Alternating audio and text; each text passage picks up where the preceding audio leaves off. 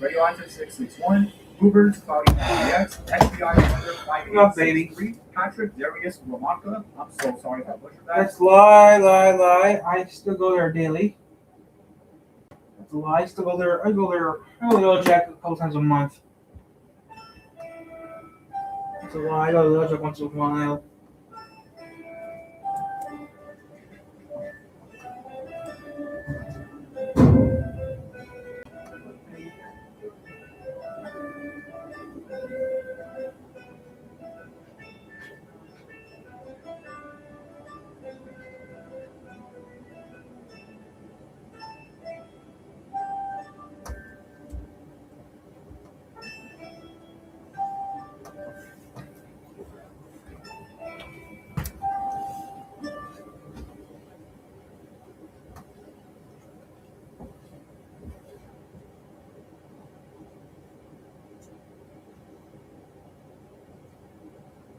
And welcome to the Oddity Car Guide, the show that just can't quite seem to figure out the concept of financial sustainability.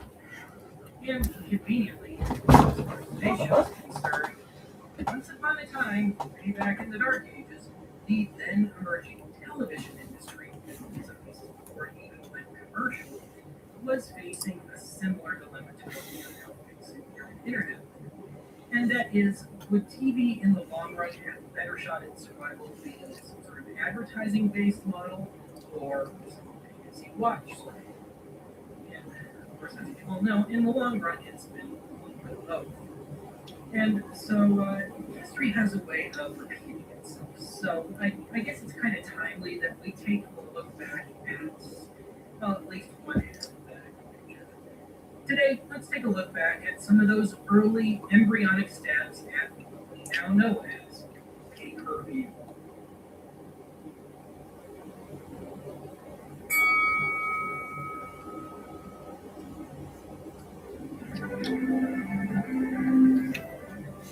As we know it today, pay-per-view is something that's attached to cable TV, usually to watch some movie or sporting event, or well, we've more or less discussed that already. But the origins of pay-per-view actually go all the way back to the dawn of commercial television, usually as some extension of early cable, read community antenna TV. Be forewarned, as of this episode, there is no surviving footage of most of today's topics. So, let the slideshow begin.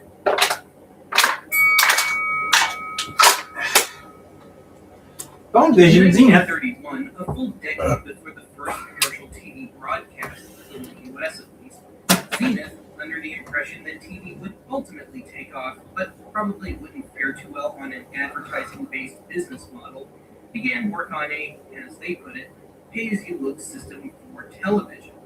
This was called Phone Vision. Zenith was so confident in this idea that they even went as far as to claim one of the first TV broadcasting licenses in the country, being 1938. Chicago's W9XCV, which ran from 1939 to 1950, then became KS2XBS. But I digress. It took until 1947, but Zenith finally announced their new concept. What they had worked out by this point was that programming would be sent over the air just as any other standard TV broadcast, but certain frequencies necessary to the stability of the transmission would be intentionally left out, the missing frequencies being reinstated via telephone line. It took until dial-up, 1951, but Phone Vision was ultimately tested.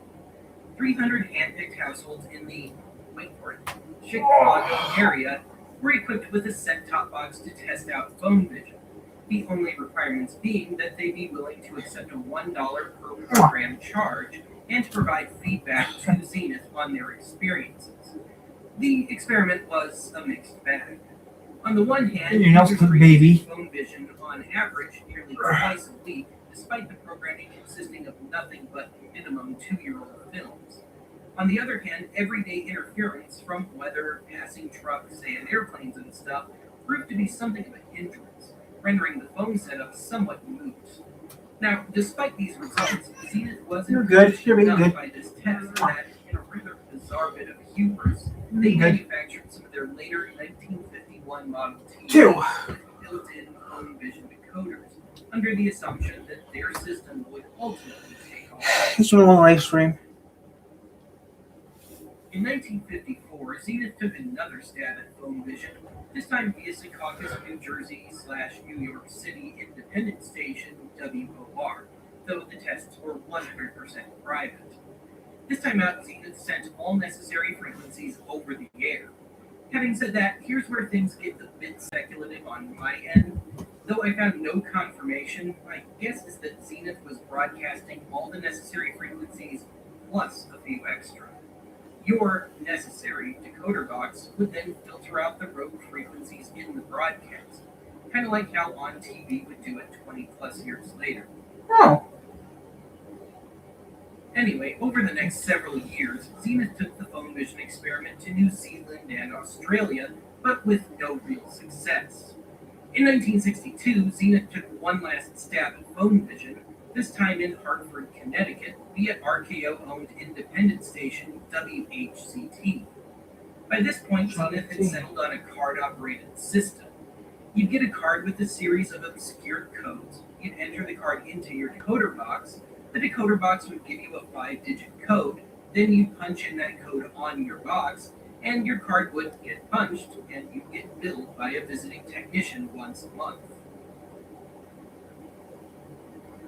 Given the setup, it's surprising that there were no confirmed cases of piracy with this edition of phone vision. Conversely, it has been reported that non-subscribers would just deal with the poor quality and attempt to watch scrambled pay TV over the air. In addition to that, Zenith was never quite able to conquer the fact that their frequency setup would not... Oh, that's nice. Anyway, Ah, with these shit. factors, this proved to be phone vision's ultimate undoing.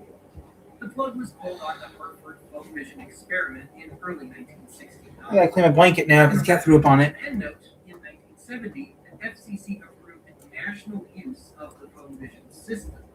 Zenith then tried in fits and starts as late as 1986 to get phone vision off the ground, albeit by then as a standard pay-per-view service tied to existing cable TV systems. In its roughly 35 years of use, phone vision never turned a profit. Did I get anything on my pillows? Or any other blankets? Okay, good. Oh, great. Ew. Shit. In 1951, the first competitor to phone vision was announced. It was called Subscriber Vision by a company known as Skiatron. Skiatron's method of delivering pay TV was actually what cable TV, as we now know it, would eventually become: TV delivered via wire. Skiatron's decoder box was similar to phone vision's punch card model, but instead operated on an IBM punch card that lived in the decoder box. Every time you order something, another punch would go into the card, and We're every gonna watch this stuff. personally would insert a new card, sending off the old one with payment to Skiatron. In 1952, Skiatron announced that they were seeking the broadcast rights to the then new operetta A Night in Venice to launch their new service, assuming the FCC granted the license they wanted. 2 doses of soap. However, in 1953, Skiatron did manage a run of unlicensed private after-hours tests via, strangely enough, WOR-TV. Remember that previous segment? Anyway, in 1954, Skiatron was bought out by Universal Studios Vice President Matty Fox. With Skiatron in tow, Fox began work on acquiring the TV rights to the RKO Pictures I don't catalog. get treated now. So I threw my blanket, so I have to wash it now. Fox granted regular TV rights to these films just to hedge his bets. Anyway, with the RKO catalog in tow, Fox continued to try and build up a solid programming package for Skiatron, including baseball games and boxing matches. In December of 1959, Matty Fox's rather famous knack for sweeping the company's financial troubles under the rug caught up with him. Specifically, the Securities and Exchange Commission suspended trade of Skiatron stock officially over a deceptive prospectus for potential investment, though there were apparently some other slippery dealings. Regardless, it was just as well, because the FCC never did grant Skiatron any commercial licenses. Skiatron folded shortly thereafter.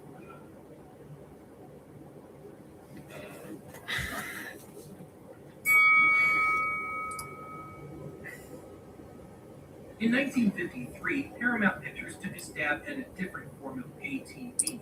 It was called telemeter. Unlike previous attempts at pay TV, this service would be completely coin operated, running on the same cash and carry principle as going to the movies.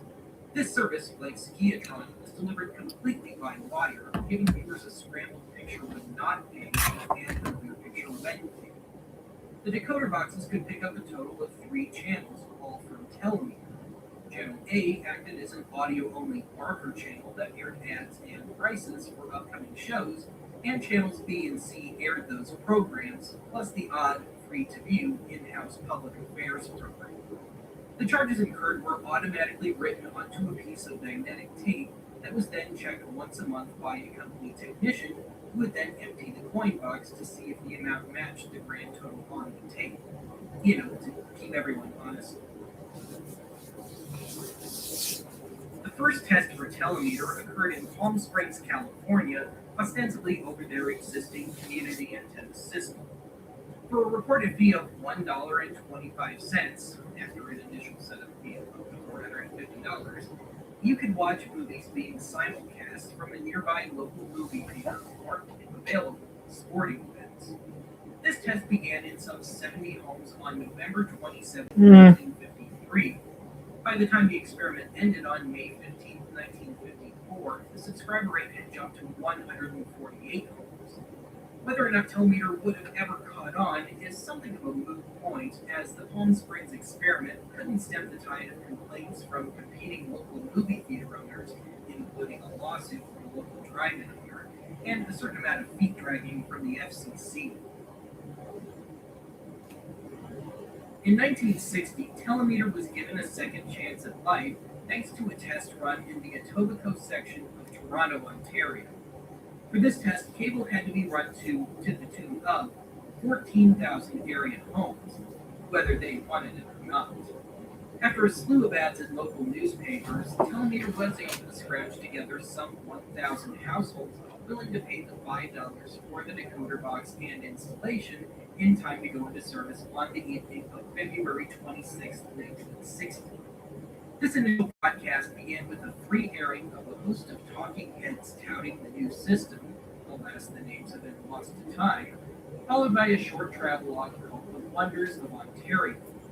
After this, viewers were given the choice of watching either Journey to the Center of the Earth, starring Pat Boone, or The Nun's Storm, starring Audrey Hepburn. Paid, of course. On January 5, 1961, Telemeter hosted the first ever non-film or sport pay-per-view event, namely An Evening with Bob Newhart, which aired live. This proved to be something of an all-too-early peak for Telemeter, reaching an estimated 1,740 homes, a number only bested by a live taping of Carol Channing's one-woman show, Showgirls, 6 months later, with the draw somewhere in the low 2000s. At its peak, Telemeter achieved around 6,000 subscribers, which, amazingly, was enough to create such a run on Telemeter boxes that boxes were confiscated from not just abusive viewers, but from houses not spending at least 75 cents a week. The boxes, of course, were then given to new subscribers. This success, however, was rather short-lived. By the summer of 1964, due to money issues, Reed running at a $3 million loss, Telemeter largely dispensed with specialized programming in favor of just running movies. This, combined with the novelty of the technology wearing off, caused the subscribership to drop to around 2,000. The Telemeter saga ended for good on April 30th, 1965, with Paramount quietly pulling the plug. No one seemed to notice.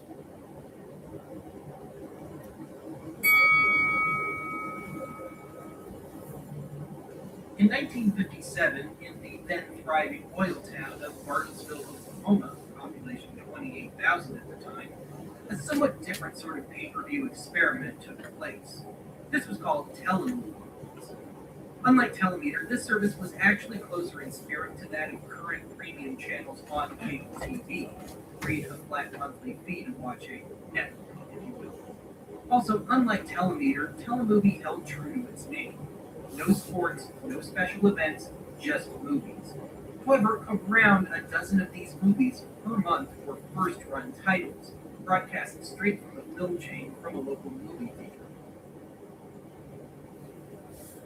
Telemovie launched at noon on September 3rd, 1957, with a roughly month-long free preview.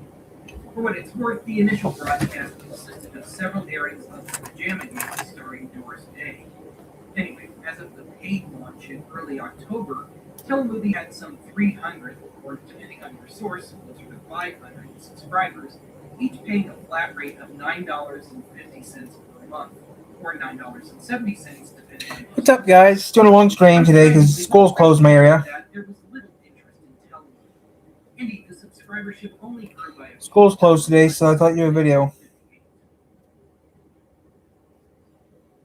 That February, the subscription rate was dropped to $4.95, or $4.50, or $3.50, depending on your source, which either way caused a spike to somewhere in the, again, depending on your source, 800 to 1,000 subscriber range. Alongside this price cut, the service dropped to an allowed 6 movies per month, with additional features at 65 cents each. At the same time, one of the previously 2 Telemovie channels stopped airing films entirely, switching over to an audio-only all-music format. Over on the other channel, broadcast hours were dropped to only 2 airings each evening. The Telemovie experiment quietly concluded on June 5th, or 6th, depending on your source, 1958, with each remaining subscriber, to the tune of 300, allegedly given a free pass to attend a movie at a local theater of their choosing. In a bit of oddball trivia, the following year, a bowlerette, as it was known, offering a miniature bowling game for 10 cents a round, proved to be the cultural hit for Bartlesville that Telemovie just couldn't seem to provide.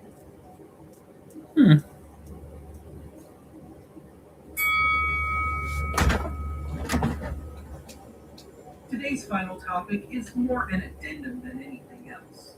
In the 40s, jukeboxes were starting to become a regular thing in some bars and restaurants. So naturally, the logical next step would be a TV set that you could watch for a fixed time at a fixed cost.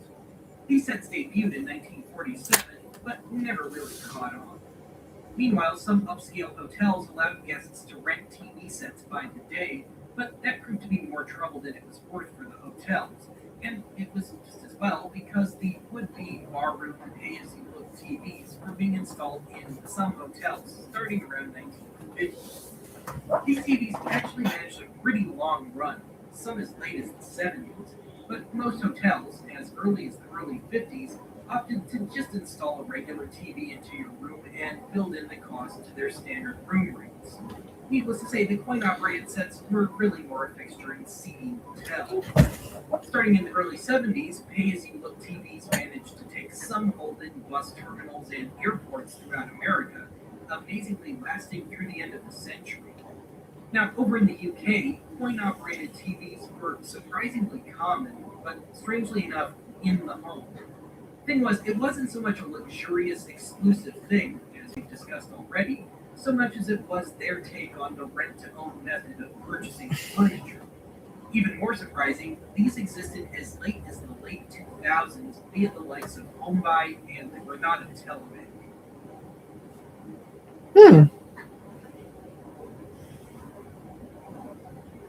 And that's it for today's archive. Join us next time when I start a really crappy indie rock band that sings songs only about obsolete TV stuff. Assuming such a thing doesn't already exist.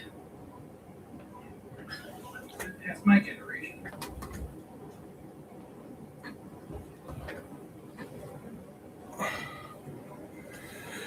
I got work tomorrow.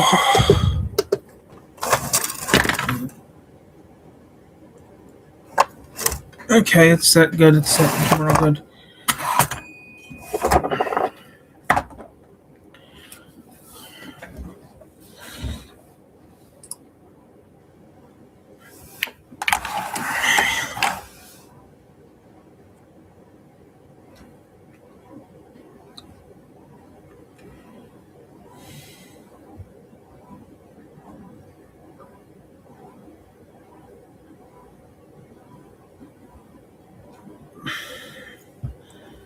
It's already been 20 minutes. Wow. And I'm not getting off yet, so I'm staying on all day. You've got ideas.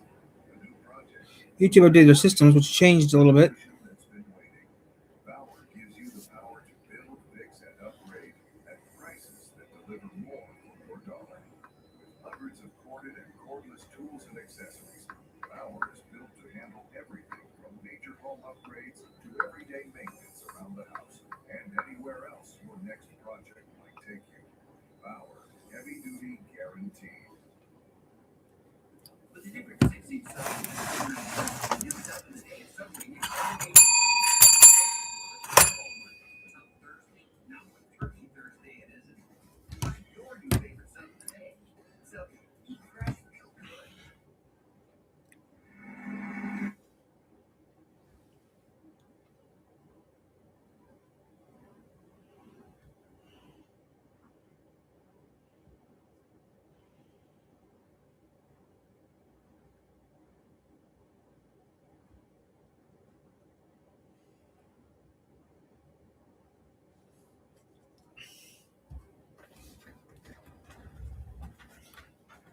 I don't know about aging wheels today.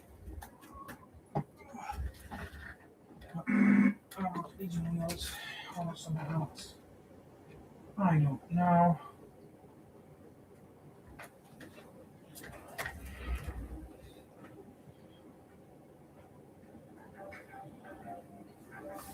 Here's a look at tonight's pay-per-view schedule. We're bringing it home for you.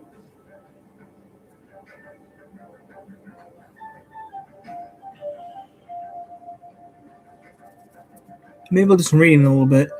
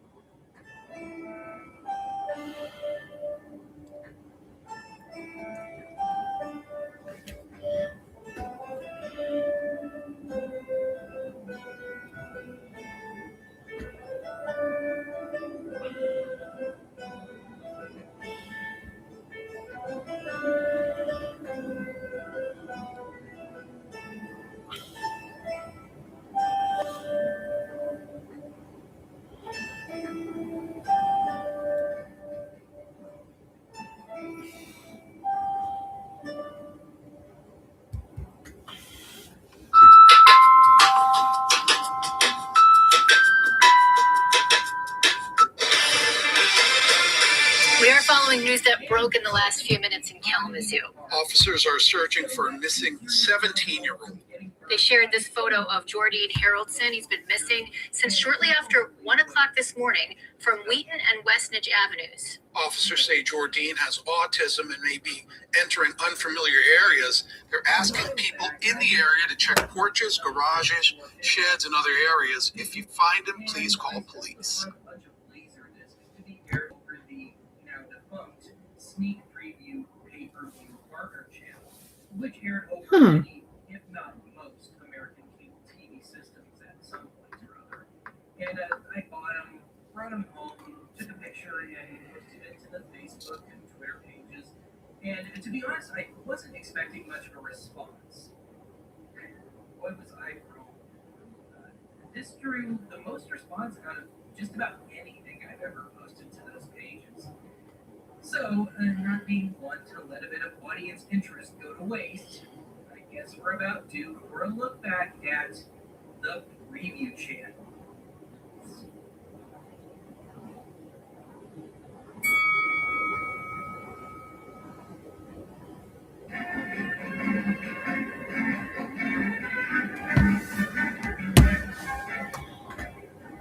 My family first got cable TV in early 1992. Like any other well-adjusted kid, this meant Nickelodeon. But of course, no channel scores 100% watchability all the time, meaning that some exploration was bound to happen eventually. I remember the, as it was known, preview guide being something of a point of comfort, or at least something to drain my excess brain cells to when nothing else was around. I remember seeing constant, repetitive ads for whatever not quite hit but not quite box office bomb that the studios were trying to squeeze that last million or two out. This meant an early drilling of stuff as disparate as Straight Talk, Ernest Scared Stupid, and V.I. Warshawski into my then still quite malleable skull. To date, I've only ever seen Ernest one. You know, maybe these things weren't so effective after all.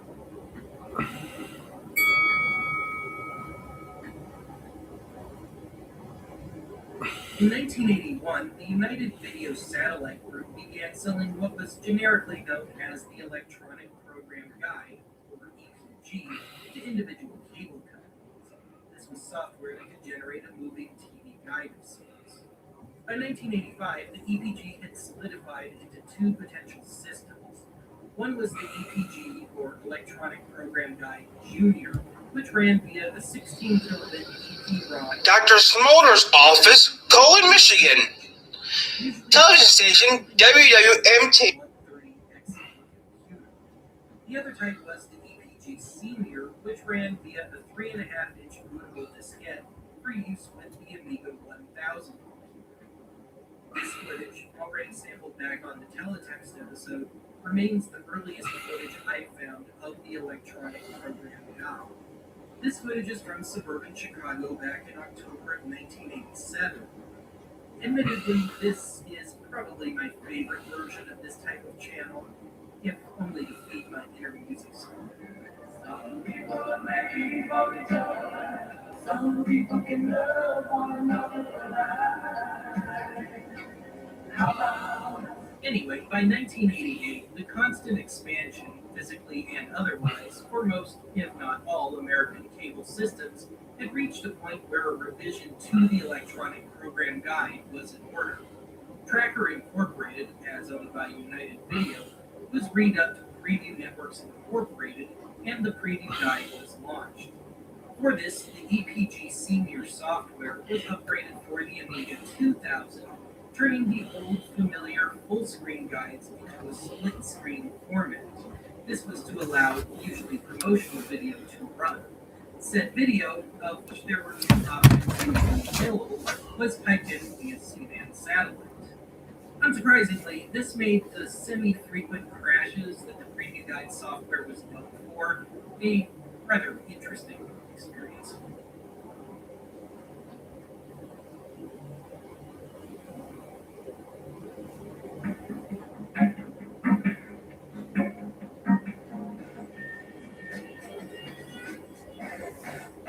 In 1991, Preview Networks launched the pay-per-view-centric Sneak Preview. Unlike the main Preview Guide channel, the promo clips were pulled from laserdiscs that were periodically sent to cable providers and changed out once a week.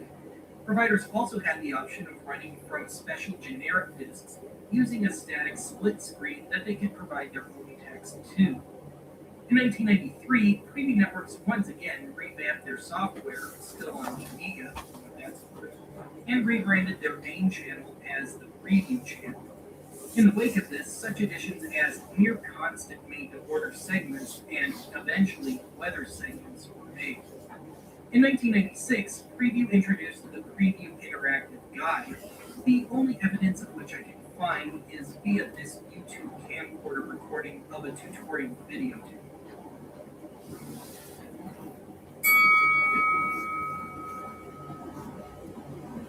In 1998, News Corporation, which owns TV Guide, sold off TV Guide to Preview Networks. Come February 1st, 1999, the Preview channel was redubbed to the TV Guide channel, complete with new segments bearing the TV Guide name. That October, Gemstar International, home of VCR Plus, bought out Preview Networks. Over the next few months, the old Amiga operating system was phased out and replaced with custom Windows NT computers, alas rendering the crashes, on-screen maintenance, and other amusing technical glitches a thing of the past.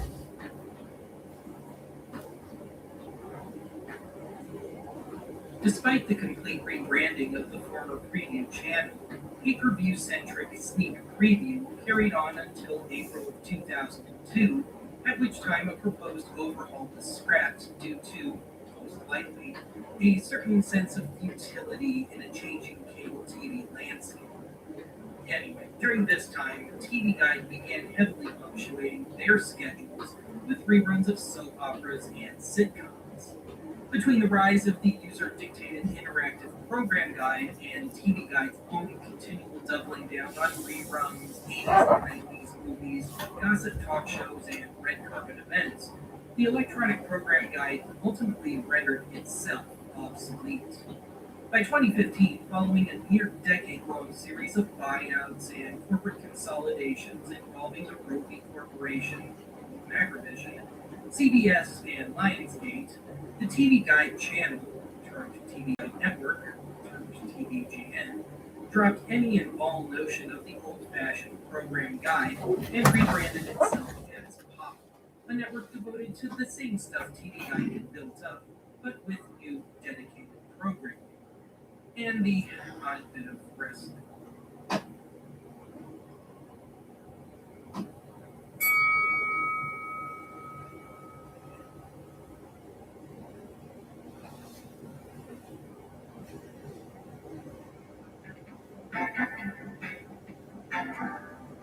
When researching this episode, I found something rather shocking.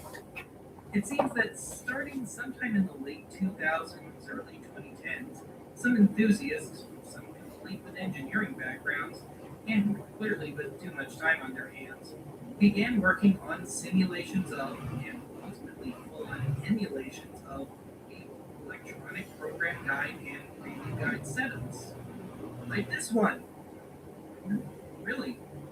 Now, I actually attempted to use one of the Amiga-style EPG simulators, and computer whiz kid that I am, I got no farther than setting it up. Those that think or know they could do better would be well advised to seek out the surprisingly large amounts of homebrewed and resurrected actual EPGs. Indeed, we welcome and await your recommendations.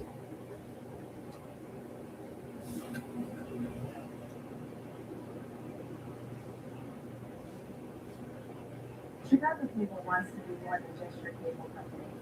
And by donating funds to make pay-per-view events, we're able to help organizations who are making a difference. Organizations like the Better Boys Foundation. Chicago Cable is proud to assist the Better Boys Foundation in their endless endeavors to serve Chicago. It's all about giving something back. That's our goal. Chicago Cable TV. We are more than just your cable company. I need to look at something real quick here, guys. We're staying on here, guys. We're staying on all day. We're staying on all day. Given the response to my Yum. I need to hit fish. I think I'd like to Hint. devote the rest of today's episode to just spotlighting some little nuggets from and reports of these discs. It's hard to really expect. And these things haven't been seen really since they first aired, so I think it'd be a nice way to dust these things back off. But first up, before we even start looking at these things, I wanted to Get the rerun. individual types of discs because I found two different sorts. And the first type are these generically packaged things, and these are meant for specific cable providers. In this case, TCL, Rerun. which is what we have here in beautiful downtown Aurora. And then there's this other kind which has the Sneak Preview logo on it, and these are meant for just any participating provider. Now, the lower third of these discs, the video that is, are blocked out by a generic brown blank space. Okay, and you hit that. I mention these because I'm going to do a lot of mixing and matching here, so I just want you to know why some of these are going to look the way they do.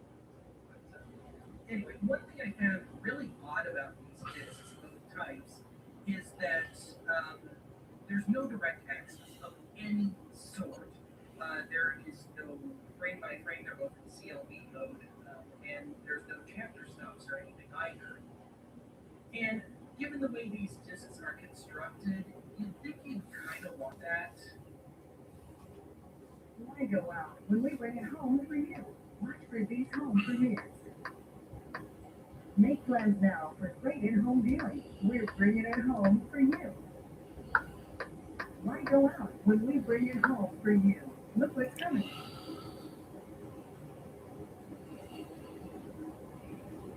Nope, same one still doing it, and it's been on for how many months? And then there's the fact that, 7? like the piped-in C-band stuff that the regular preview channel used, these discs sometimes used 2 separate audio channels at times. And when I say that, I mean it was to give the cable providers an option of 2 different voiceovers to use for specific promos, and sometimes just for them to strip the audio and use it for some other purpose. And sometimes the latter occurred in some pretty amusing places. But let's take a look at both occurrences.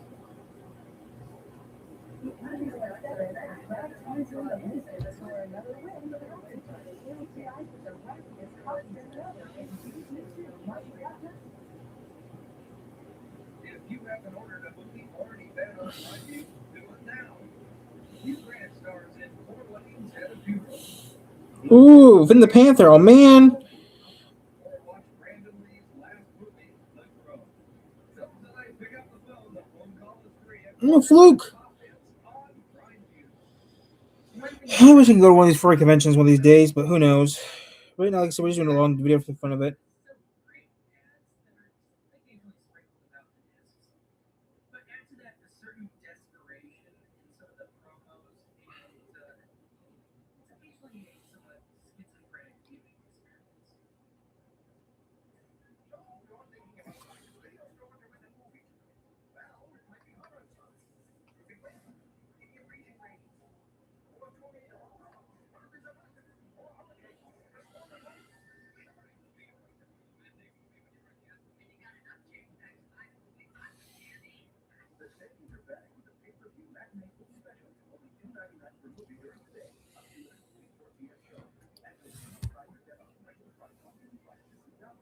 I gotta check something real quick, guys. I have no more videos. I gotta check something.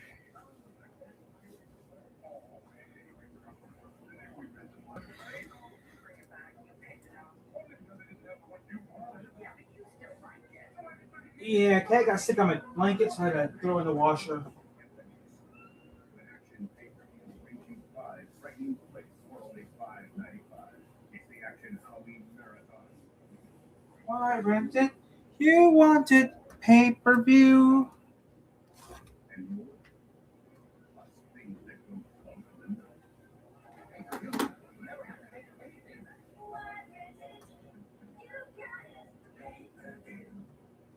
All of my discs date to the fall of 1994, and yeah, in case you haven't noticed yet, these things just ooze mid-90s. And I'm not just talking about the clothes and the music and the graphic design, but I'm talking about those oh-so-hip random Oh, I did some typing today. and those just glorious. There's some old stuff I wrote. I've never You operated never finished the tire, did you? before in my No, I did life. not. Sorry, extreme symbols. You should finish the tire.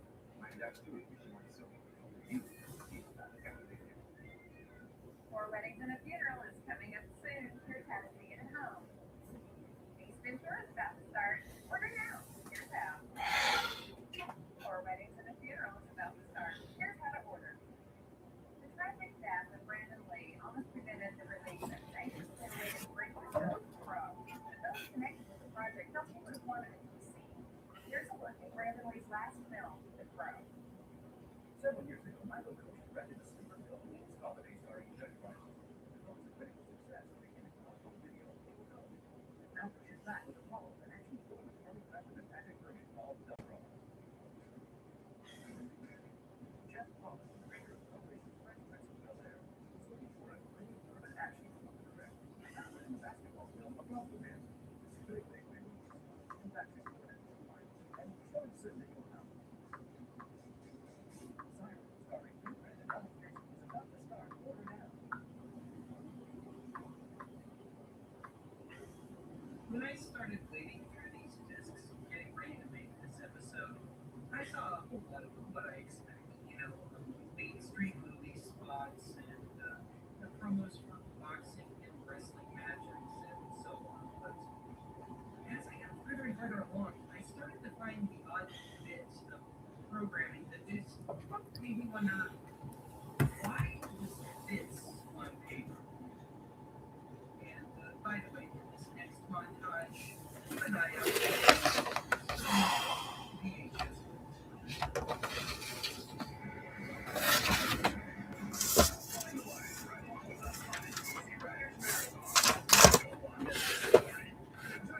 I want to pay me.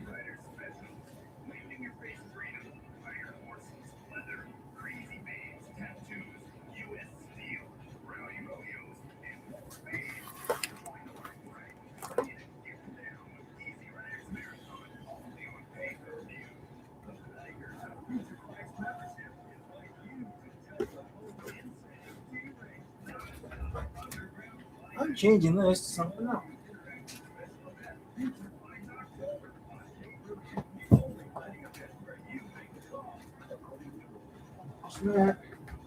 That's something I'm not into. I would never want to watch pay-per-view.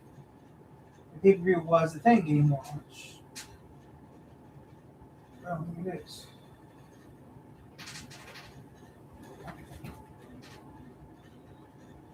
Money cleaned up and stuff. I don't know what it smells like, but yeah.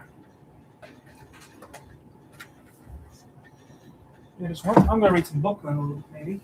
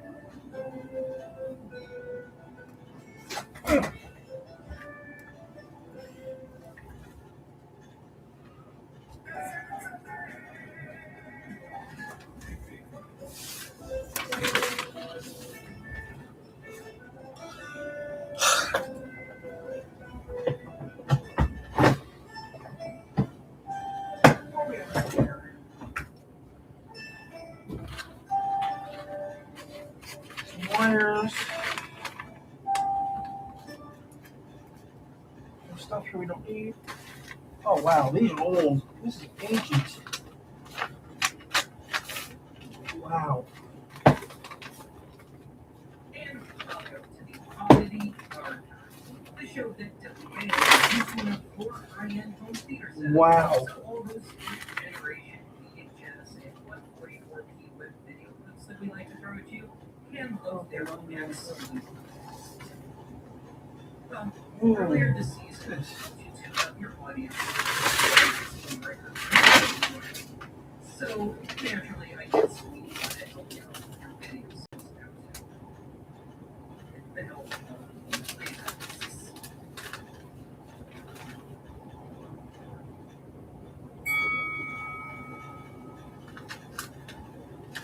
The concept of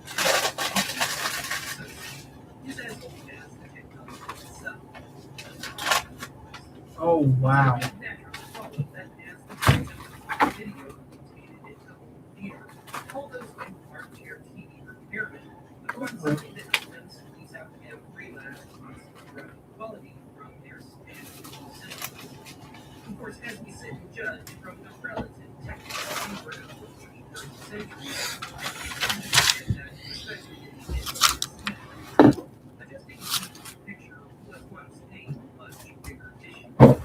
Up until, in all reality, quite recently, TV and to a lesser degree stereo companies would tune their systems to their own specs, no matter how underrated the standards.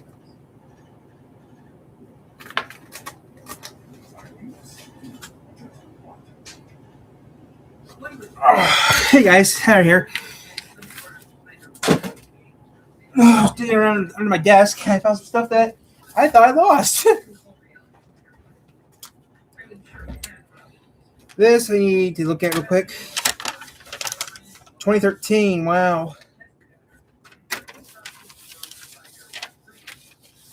Looking at trash. This is only a few months old. That's a few months old. Our 7-year anniversary. And this old thing. And this old thing. This old one. This old thing. And this old thing. 6 years. So this thing's pushing. This is almost 2 years old. And this one is only a year, and this one right here is only a year old.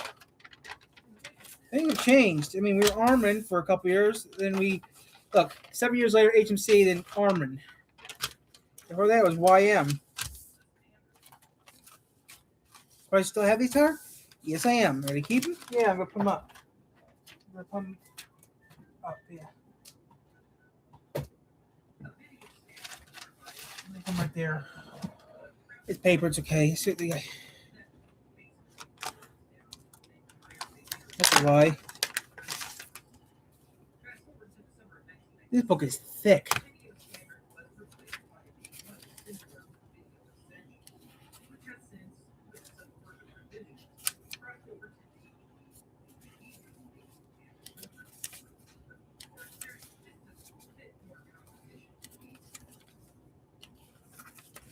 This is something I don't do.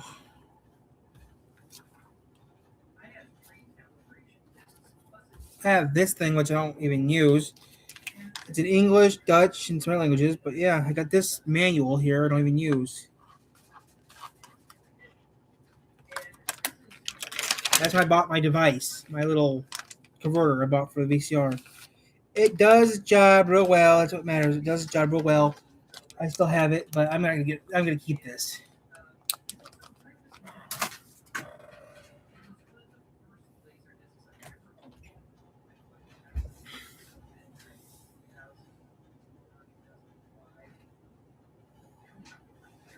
Hello, hello, Diamond.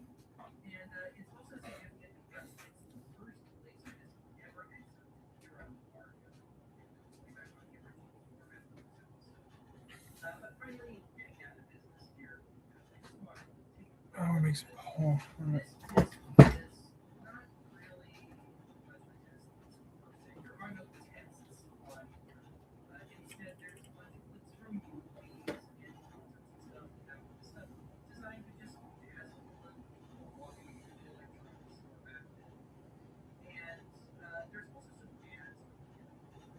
some, I think, rather unintentionally daunting ends.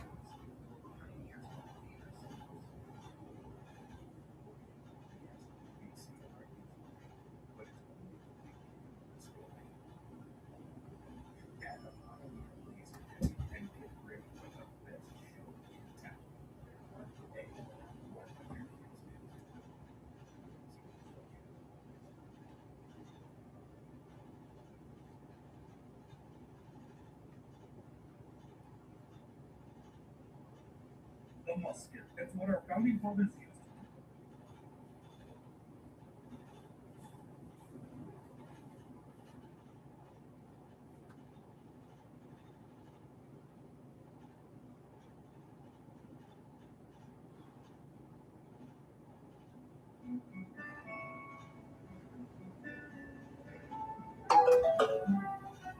I used the musket a few times. The musket's fun.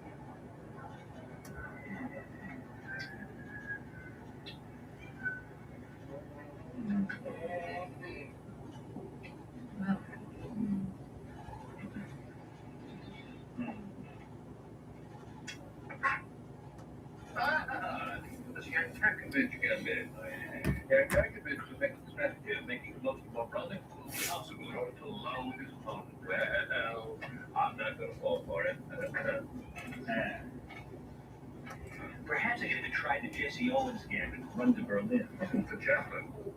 How do you get back from Soria? I just left about an hour ago. He's probably just getting to the barbershop now. With his feet, the shoe shine alone could take till tomorrow. Nuts, I knew I shouldn't have let him go. But he was so head up on getting that deluxe treatment, I just didn't have the heart to say no.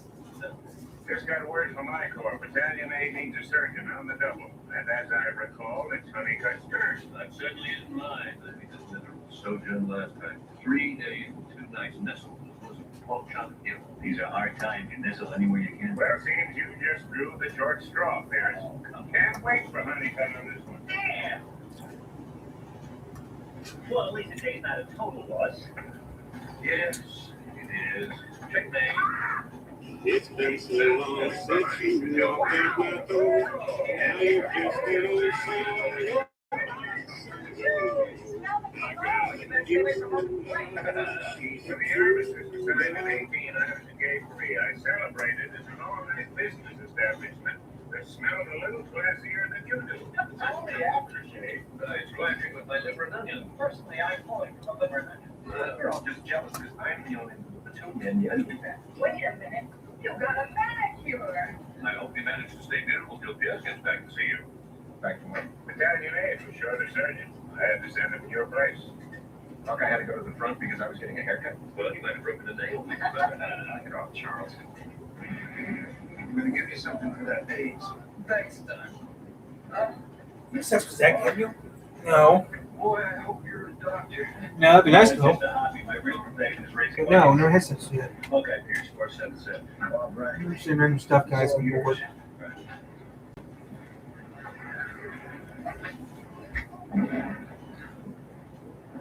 I guess you've been hearing a lot of that, huh? Shall we? No. It's gonna be a lot closer than that for me to notice. Pressure bandages, sir. Yeah, good. How long have you been working alone? It's last night. Where's your other surgeon? I was killed. God, what happened? Murder. Right out there where you parked your Jeep.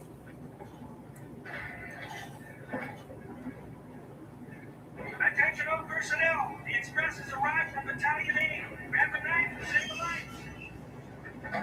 Your first customer, Doc.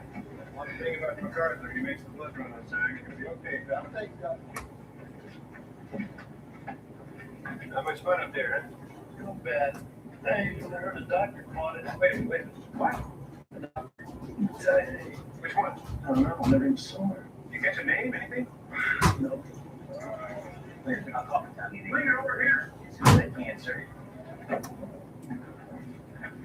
Okay, go. Hey, go. This the last one for 4077? Yeah, for now. Drive carefully. Chart says no potholes. I feel like doing something stupid right now. When's the last time you got some sleep? Yeah, I'm doing it now. What's that? I'm gonna go sack out for a while. Watch things out here. Everybody's cool.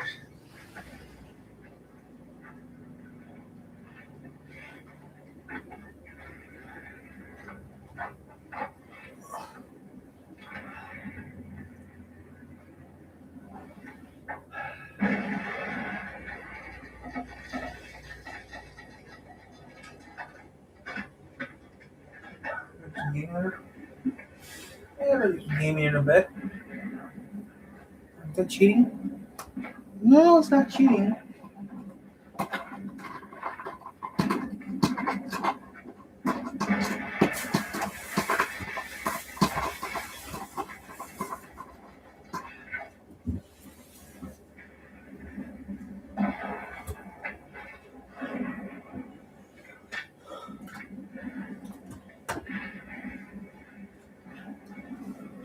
I, Benjamin Franklin Pierce, being of sound mind and endangered body, hereby decree this to be my last will and testament.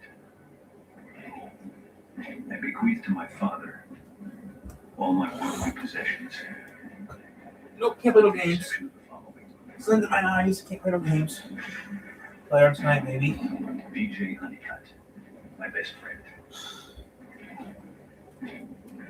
BJ. Drops of shot.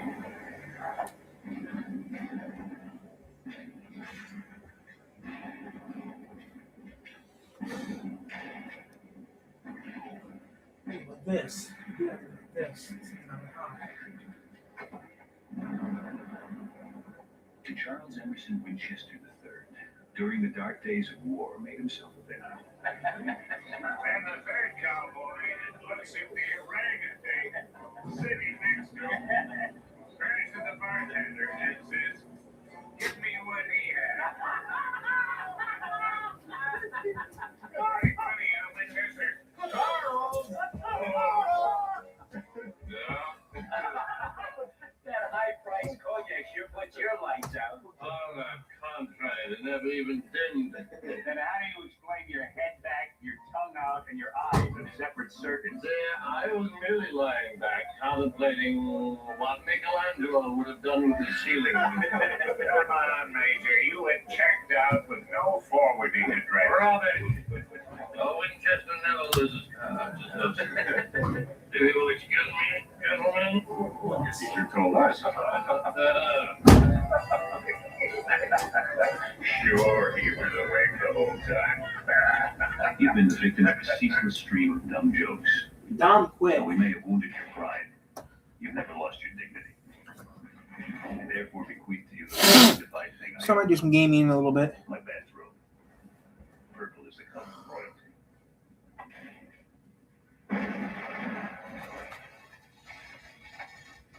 They got our phones. Where the hell is Klinger? Keep your lid on, because how long is it going to take to make one healthy phone call? Klinger's got his hands full with this SRO crowd of casualties. Searching. There's nothing to be gained by expecting the worst. Bad news. The phones are out at Battalion 8. There's no way to reach them. Damn. Sorry, sir. What's going on up there? I did get through to I Corps. They say there's pretty heavy shelling in that sector. Wonderful. Yeah. Now, BJ, there's no reason to assume that the dead surgeon is Hawkeye. To assume that it isn't. You gotta stop tearing your hair out about this. Nobody plans his own destiny. The best thing we can do is hit what's fits. Plan.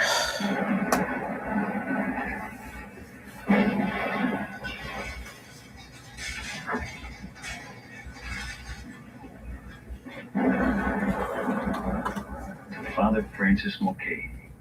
I leave 5 cents. What's going on here, Father? For some reason, they don't seem to be serving. This food is bad enough without having to wait for it. Hold my place back there. Please don't start on me, Captain.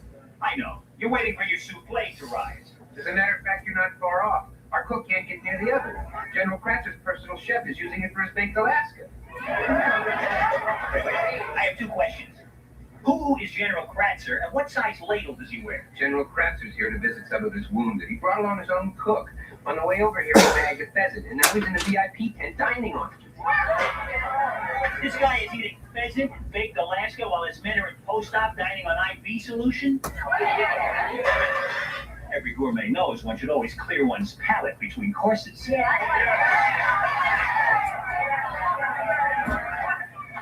Hawkeye, no, don't do anything with Leave me alone, Father. If I think about this, I'm liable not to do it. What can I do? What the hell's the matter with you?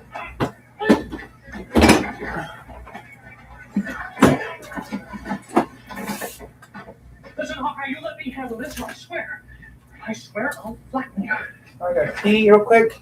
What's going on out there? General, I'm Father Francis Mulcahy. My apologies for disturbing your meal. A rather unruly malcontent was hell-bent on creating a ruckus, and I was forced to fight fire with fire. Well, keep it down. I'm trying to eat in peace. Oh, certainly, sir. Of course, I understand perfectly. Far be it from me to disturb such an elegant repast.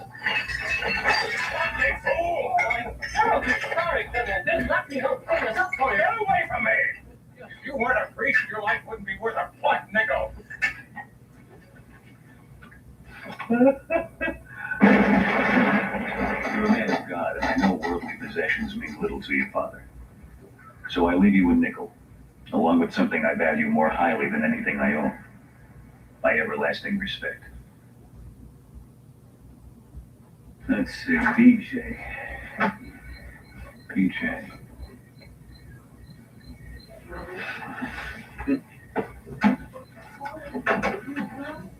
To Margaret Houlihan.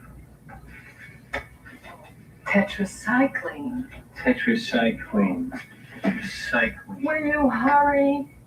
I'm sorry, Major. I don't read well through my eyelids. I'm tired too, Captain. The sooner we can get this done, the sooner we can go to sleep. Tetracycline. Oh, here it is. Yeah. Yeah, you better order a case. Sulfur. Sulfur. Sofa? Where's this stupid sofa? It's in the living room. What? The sofa's in the living room between the end tables. Margaret, you made a joke. I told you I was tired. The sofa's in the living I don't know what she wants. She's screaming. I can't believe you said that. So, okay, sofa. Here, we got plenty. So far, so good.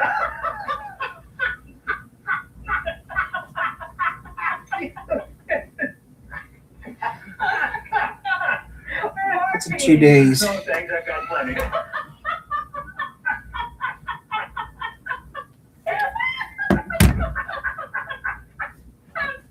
What's wrong with Saul? What's wrong with Saul? You're not going outside. You're not going outside. It's too cold. Come on, we gotta get this done. Okay. Did you tell us? No, I'm keeping it a secret.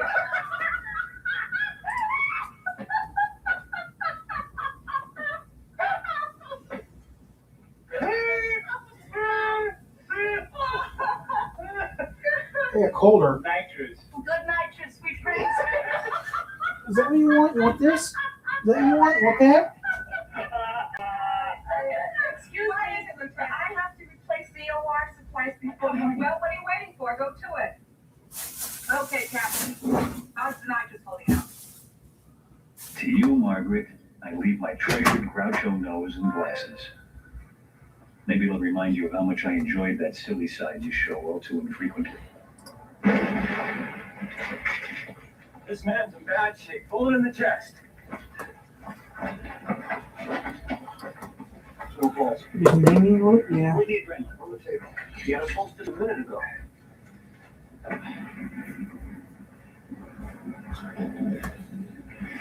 You get anything? Not yet. Now? Nothing. I don't get a femoral pulse either. Ventilator. Give me a scalpel. Gotta do one more thing, then I'm gonna Put upload. open his chest, massage his heart. Now get the ribs apart. Okay, get him apart. There you go. More, a little more. Now it's 5 degrees outside today. More, give me more. Okay. Check the pulse. No, forget. He was hit right in the heart. We're in a chance.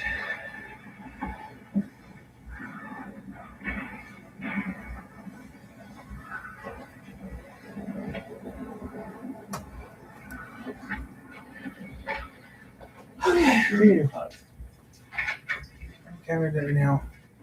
Neurologist Derek Height. Right now, 7 above. You say 7. So this is 5. That was a 6 to 5. These OR sessions run pretty Okay, I gotta get ready to.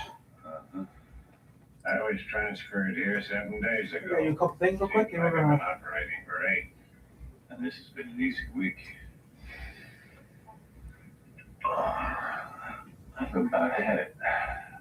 Well, for a man who's had it, you sure do a bang-up job. 29 divided by 4. You're from Maine, I'm right? joking, it's not a real equation to it, but 27.51, that's already in the book, so yeah, that's good. Yeah, but not for a long time. I'm a fisherman. I just want to keep my channel going. Now that I think of it, standing around hip deep in a freezing river till my legs got numb might have been the best training I could have had for standing at these OR tables. Oh, wow, it's only 10 o'clock. I guess, being from Maine, you went after deep sea stuff. Yeah. Yeah, a little bit. I'll wait till the sun gets a little higher, then I'll play some game, do some gaming a little bit on the channel, but yeah. This is pretty funny, though. I got stuff here that's this old from Mostly my dad and Not many of those sockeyes make it to Missouri. What's the biggest one you ever tested? Okay, there we go. So yeah, I gotta get ready again a little bit, but yeah, we're gonna do something in a little bit. So I see what the hell's going on. I don't know what the hell's going on outside right now. It's cold and windy and cruddy, but yeah. And then he took off. I'll play some games in a little bit, but I don't know how long I'll play though for. But yeah, right now it's 10 o'clock, so we're gonna be out here for until who knows how long we're staying on for. I don't know how long we're staying on for, but yeah.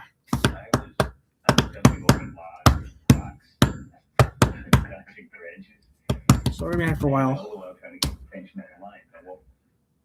The sound of a waterfall kept getting louder and louder. I'm gonna set you guys somewhere and leave you guys there for a while. And sure enough, about 3 turned ankles later, there we were at the top of this falls, you know, and it was his big chance.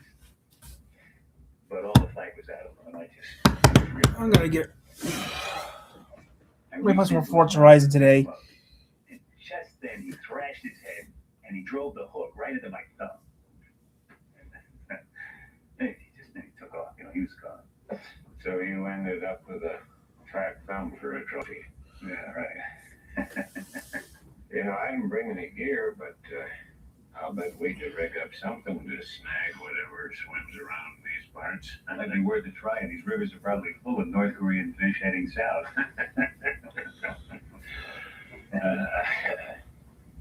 Well, guess we better get back at it. Right. You not only knew what to say, but what not to say. My dad's a lot like that. It makes me miss him a little less knowing that you were around. My father called me Hawkeye after the character in The Last of the Mohicans. It's his favorite. I'm waiting for a book. I wouldn't know. I'd like you to have the copy he gave me. Watch the racket. Hawkeye Pierce is alive and well and living in fatality. What? How do you know that? He left his fingerprints all over this guy. What are you talking about?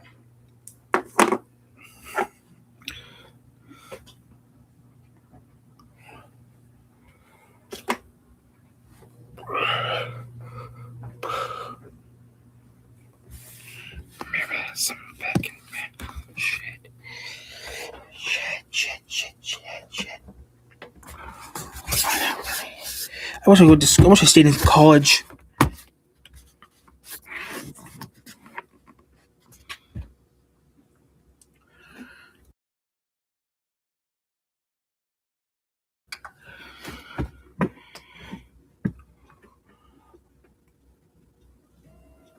There we go.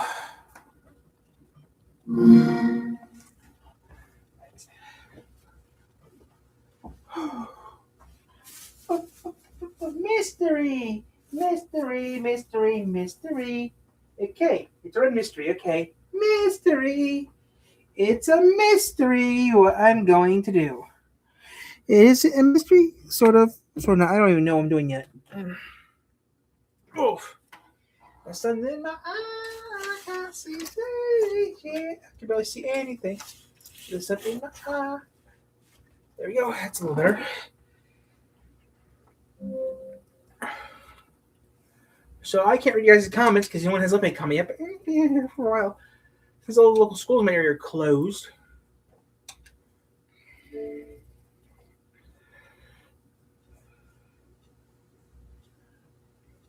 What's on, Diamond?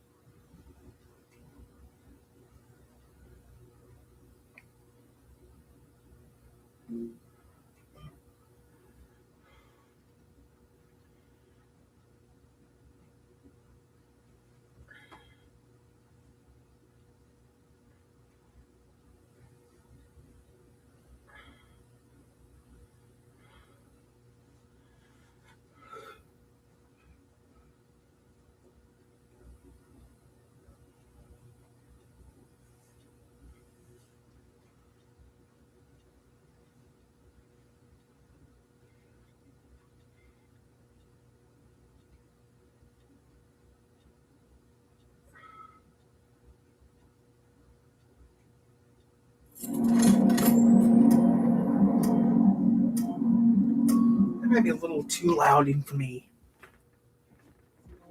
I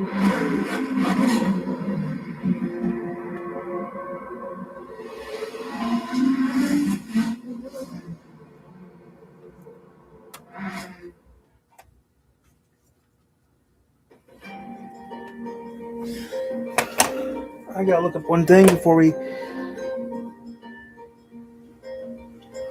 do anything.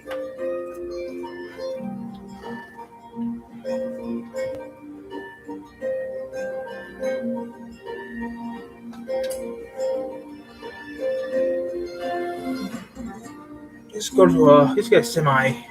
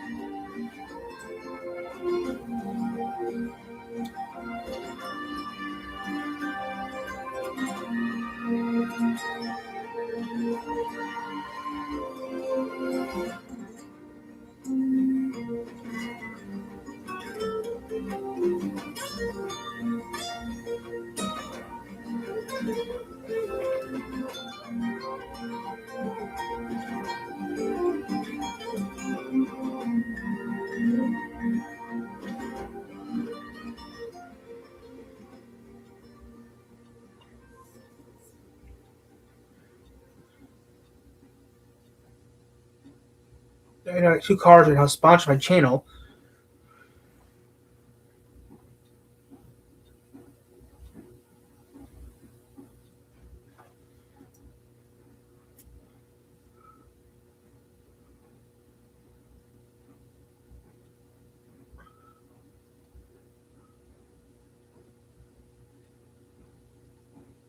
I just need to do one more thing, then remove the kitty cat.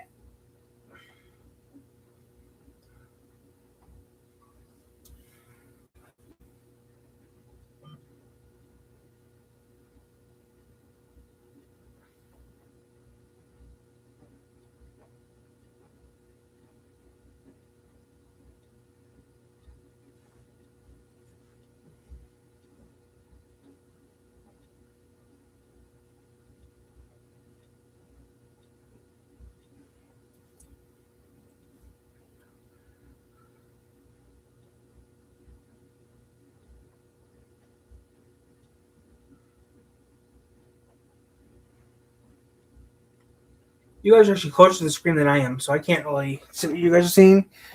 All I know you have a cat in front of you. That's all I know you have in front of me is a cat. I can't move the cat. And let's just see. I don't know.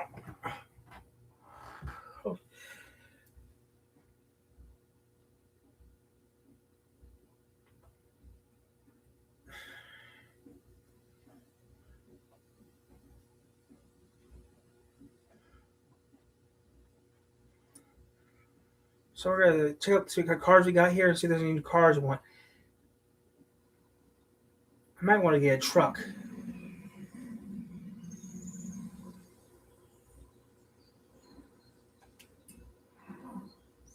Welcome back, Tyler. Hi.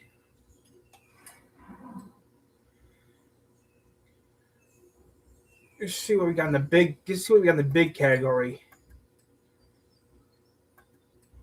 A Renault Alpine, I got the Gremlin already.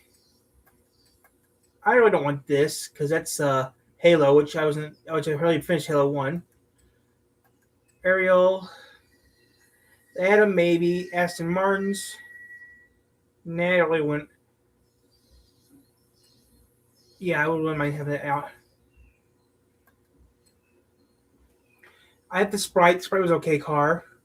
Really want the AutoZan, but I can't have it because it's a. Can't have it because we'll get that next. We'll get that next time we'll get later on this year maybe when they release it to you know. Which one's doing the? Ooh, the Bugattis, Buicks, Caterhams, Caddies, Caterham, Corvette.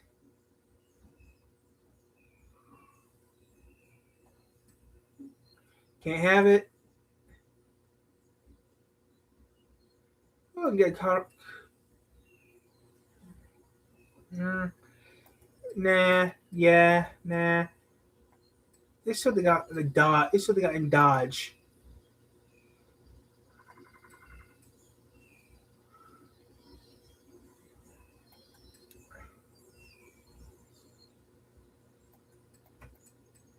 Fast and Furious can't have it due to they're all DLCs. I know what you're thinking. I'm going to do that a little bit. I know what you're thinking, Tyler. Tyler, go to. I know what you're thinking.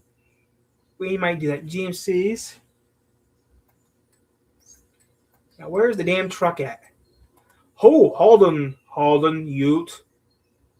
Now, I had that. The Halden's okay. Hooligan. Hot Wheels. You can actually buy nope, can't get a Hot Wheel. Oh, you can get one Hot Wheel, Tyler. Yeah, I don't want it. Holden. Hummer. Hyundai. Air National. Never heard of it. Jag. Jeep. Okay, let's go to Jeep real quick. I need to check something real quick on Jeep real quick. I'm just going to look on Jeep real quick. I'm not buying one, guys. I just want to look at the Jeep real quick to see if anyone did it.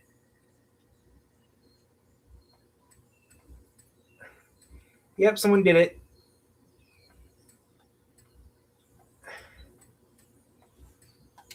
Okay, I was just curious if someone did the Jeep. I don't want the Jeep. KTM. Lamborghini. Lancia. Land Rover. Let's see here. I wouldn't mind. There's a couple Land Rovers here I wouldn't mind having, but Lexus, Local Motors, Lotus, Lincoln Co. Never heard of them. Messerschmitt, Mazda.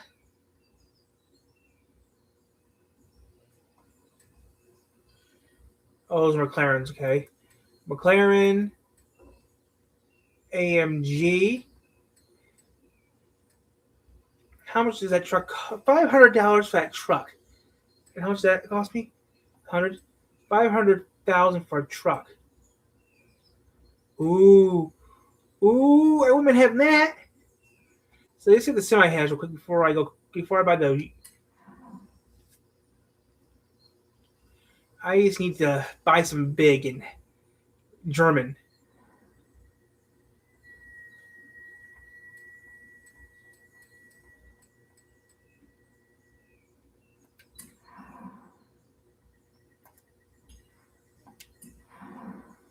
I don't want the truck. No offense, I don't want a lorry. How much is that 6x6 going for?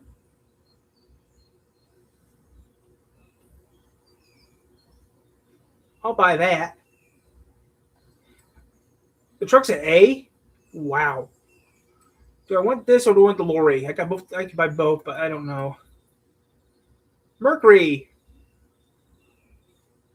Gonna buy me a Mercury and cruising on down the road. Mini. Got myself a Mini. Morgan.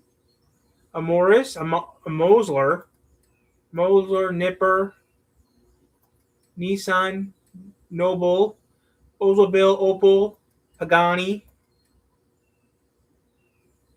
Peel. Peugeot. Plymouth. Pontiac. Porsche. Ram. Reliant. Renault. Renemac. What does Celine have? Okay, Shelby. Can't get the one I want because that's Eleanor. I can't get Eleanor.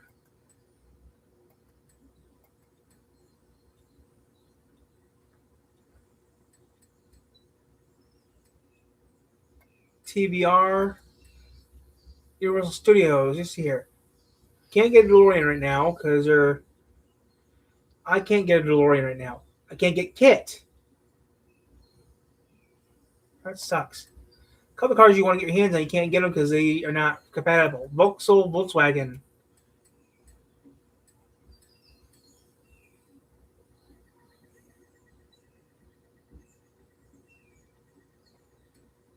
I got myself a bus, a Volvo. I never heard of it. Willys, Wanghong, Xpeng, Zenvo.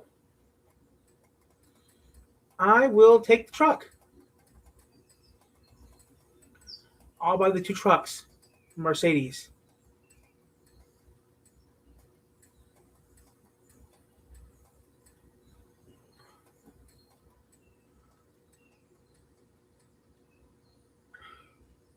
Besides, can't get those. Everyone, those people can't have it. It's not a thingy.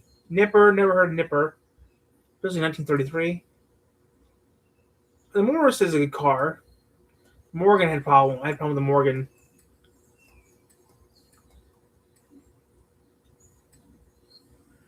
I'm gonna paint this blue. Paint this bad boy blue.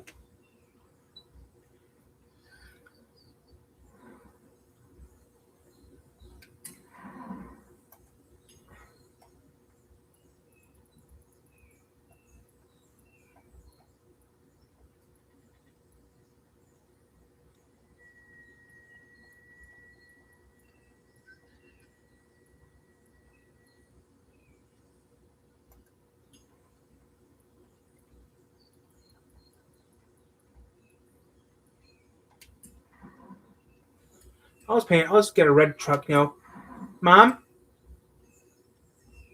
Well, then it's nuts, but I'm gonna waste some, Tires car money. You can waste your car money on bullshit. You got $1 million in car cash. Just paint it blue and then we'll call it good. I'm gonna leave it black.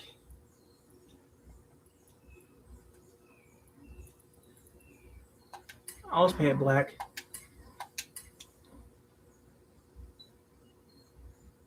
I'm curious how many gears a semi has.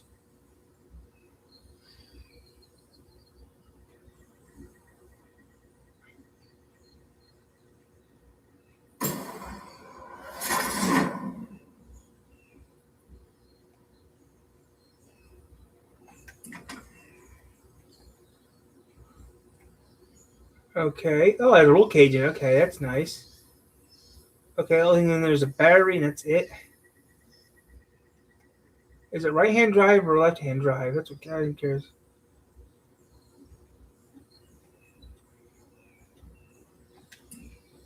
Can this thing actually drive legally on the...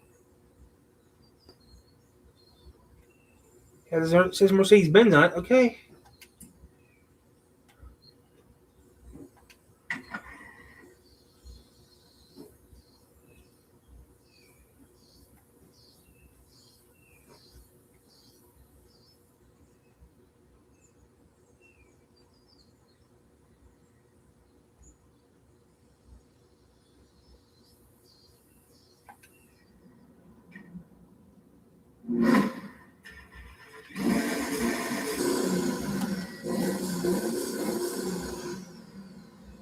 Top speed 160 kph. Oh.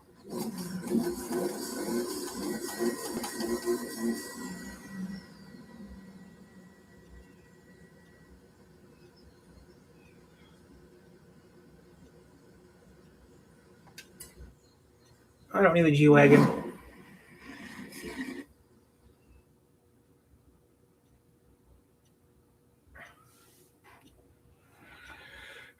My garage does look funny. This is going to be part next to the Unimog, I bet, in real life.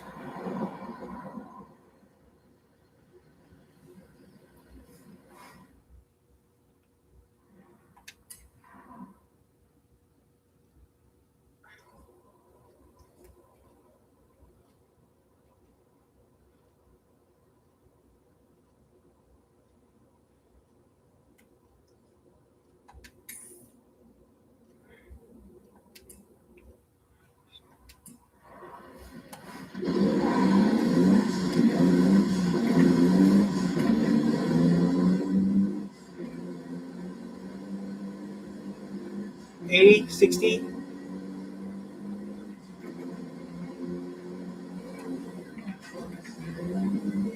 This thing is unsafe at any speed.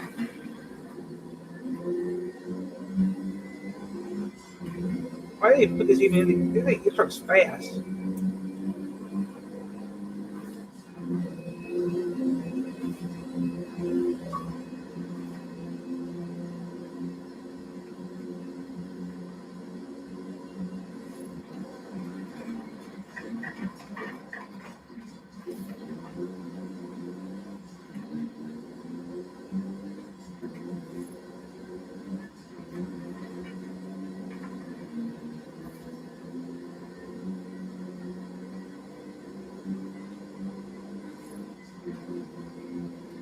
How fast do you gotta go?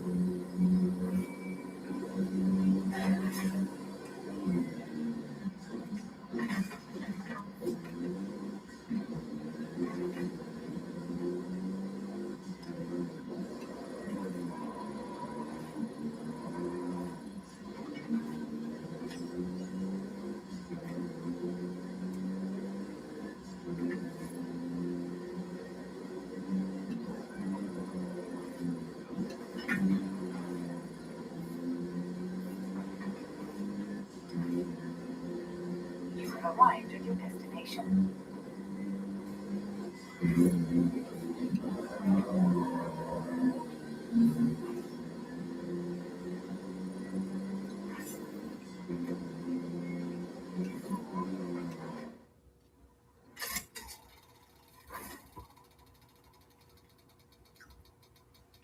$1,000.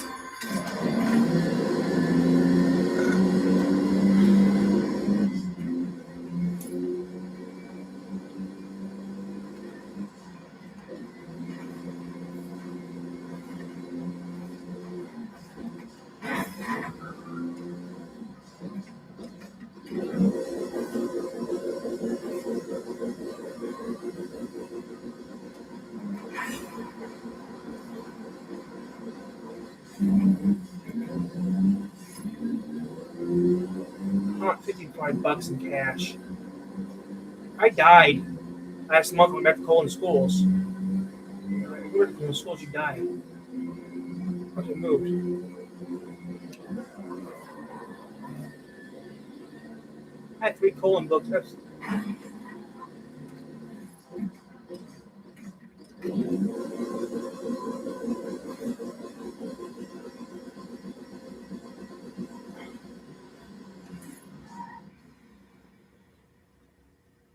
I'm not driving this never ever again. You're not gonna? No, this truck's too dangerous.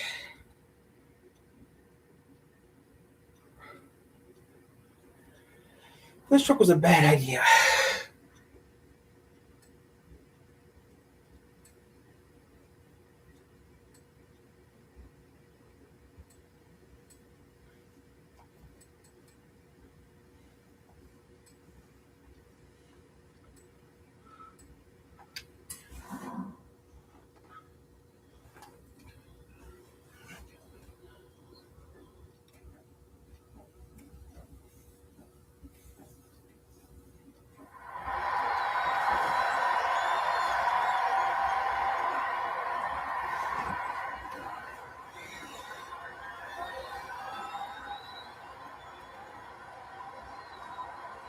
It's 10:30.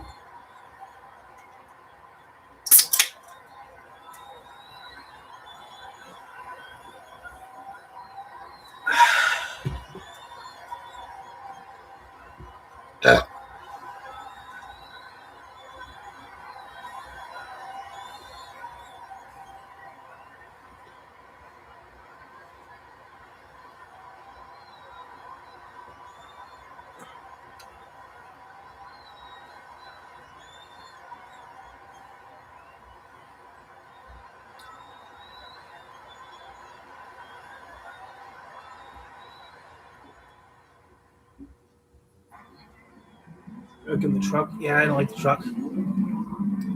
This is a Colossus, the biggest road race we've ever made. Are you ready? The biggest.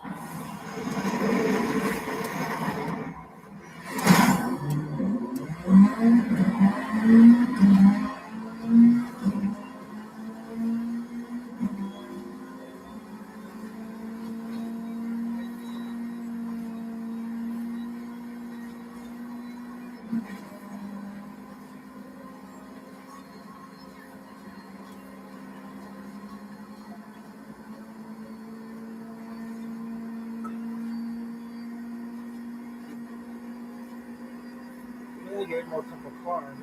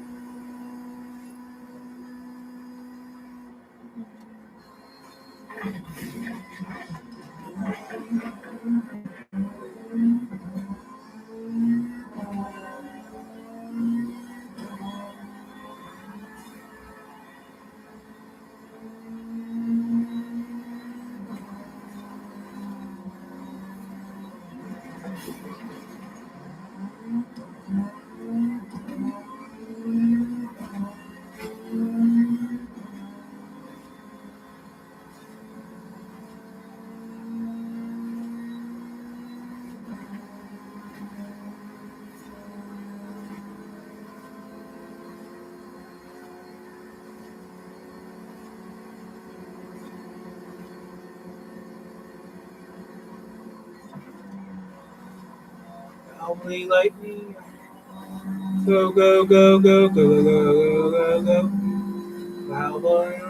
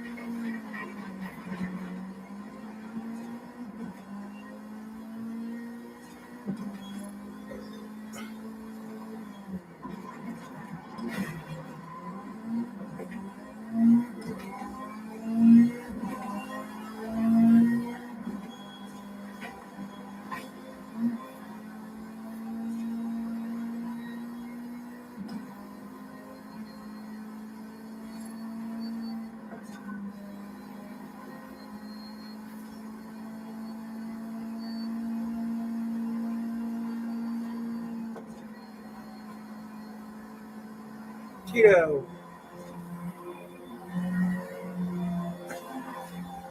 Wish I had a couch.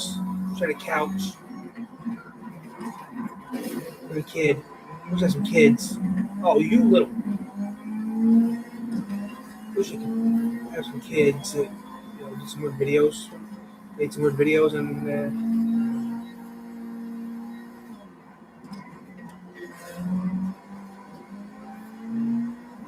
that'll never happen.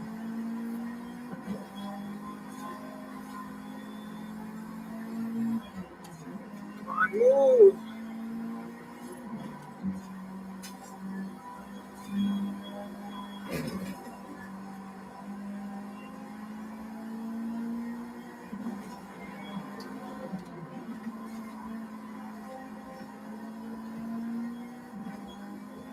We'll do that later on today.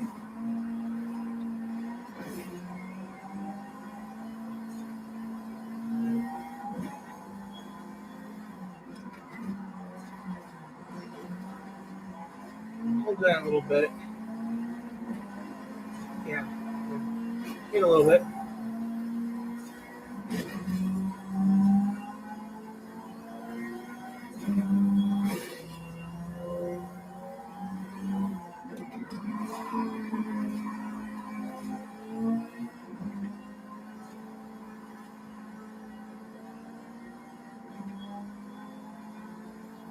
We'll do that at noon today.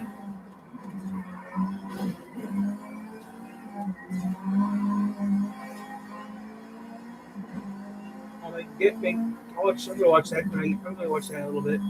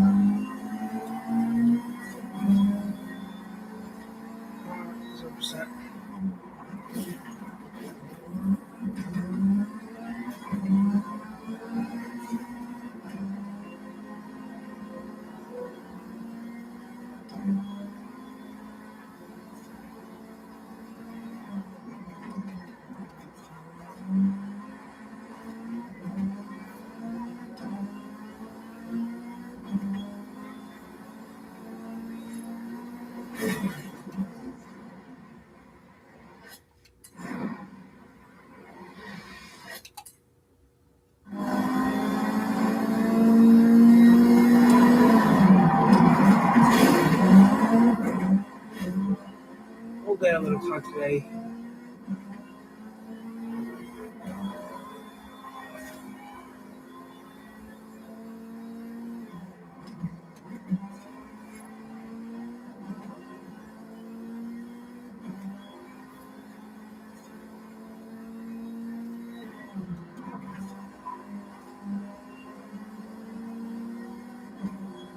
I don't know what I'm going to do yet. We'll find out what I'm going to do in a little bit. I have this race I'm going to do. This race I'm going to do.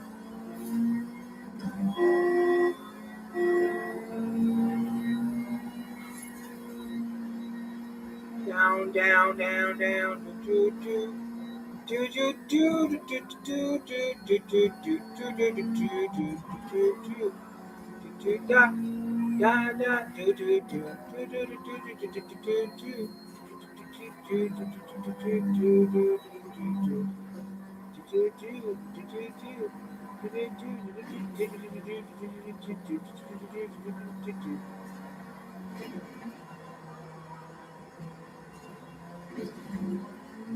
Oh, you guys are.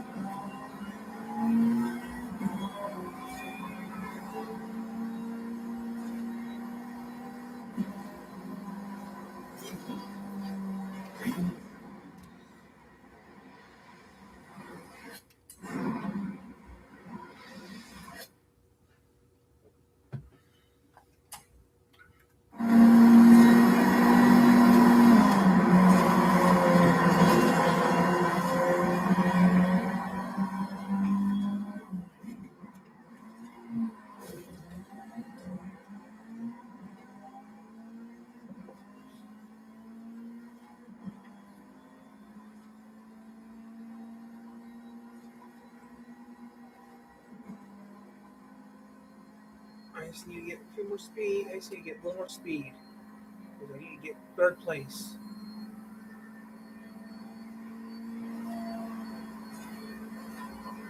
Come on.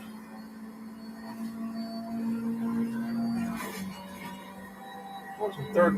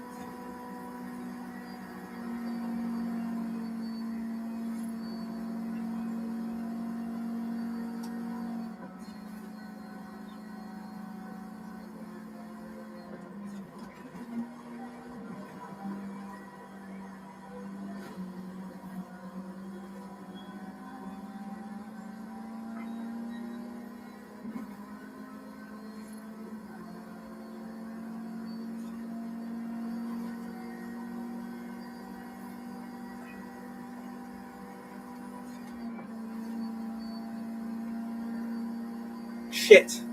Brakes. Tiffany, I love you. There's some brakes.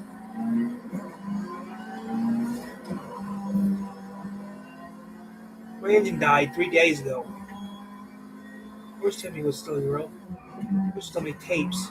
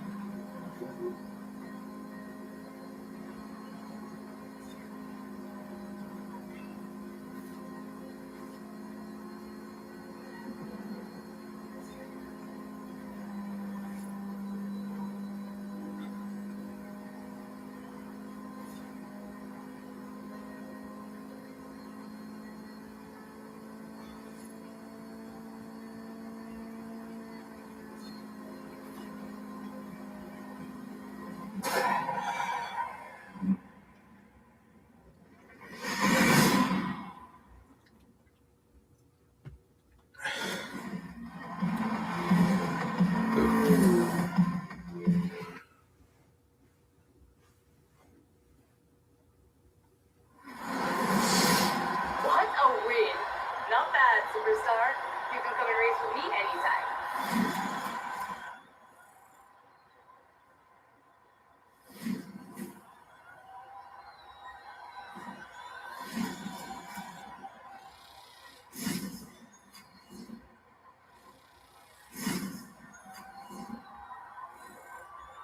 Wow.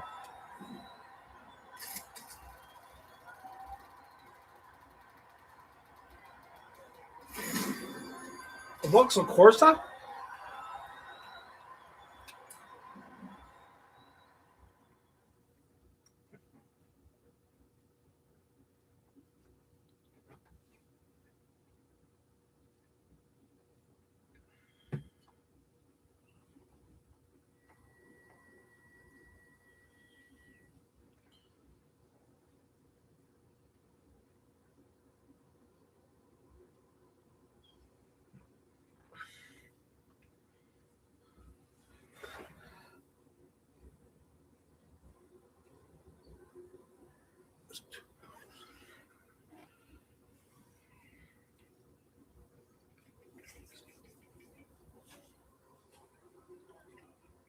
Let's see here, go do a couple more things real quick.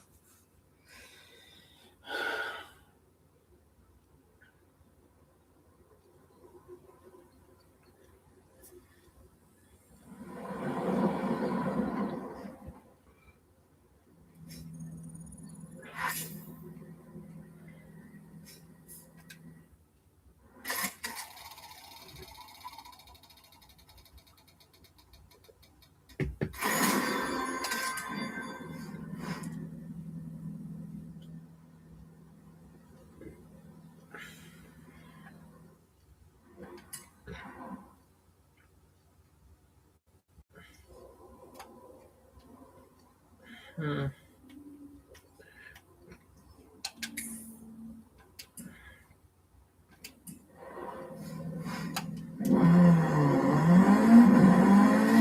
In 400 yards, turn left.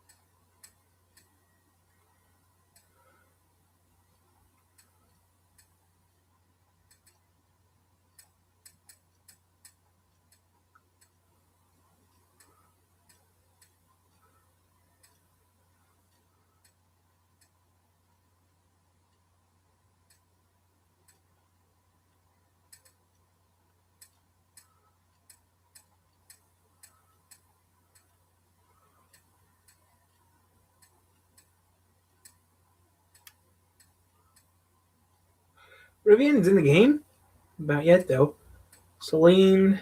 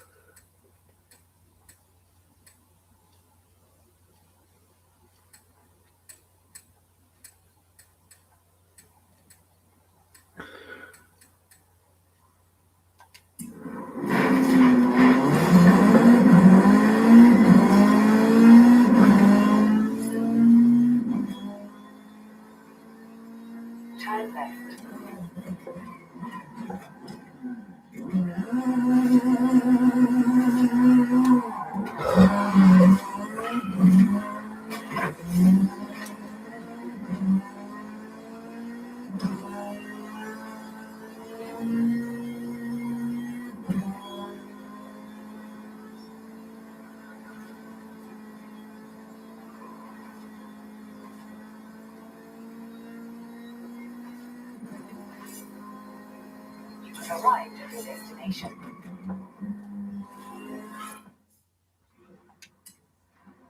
So what's the next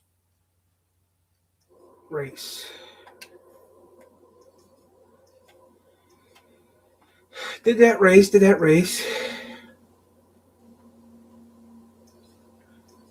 There's nothing over here to do. There's a few more races over here, but that's it. But I'm done.